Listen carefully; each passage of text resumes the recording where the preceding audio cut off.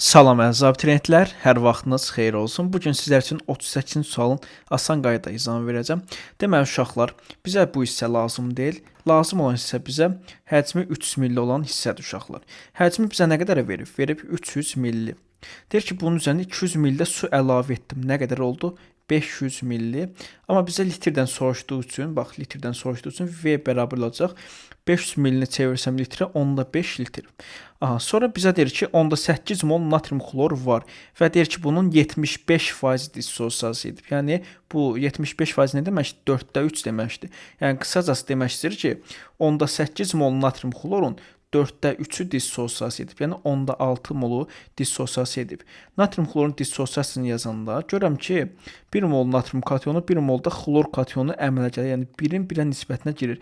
Əgər 10,6 mol natrium xlor dissosiasiya isə, onda 10,6 molda natrium kationu əmələ gələr. C bərabərdir qatının üstünlüyü bölünsün V. Burada deməli mol neçə tapdım? 10,6. Həcmi nə qədər tapdım? 10,5. Burada qatlıq olar 1,2. Doğru cavablar 1,2.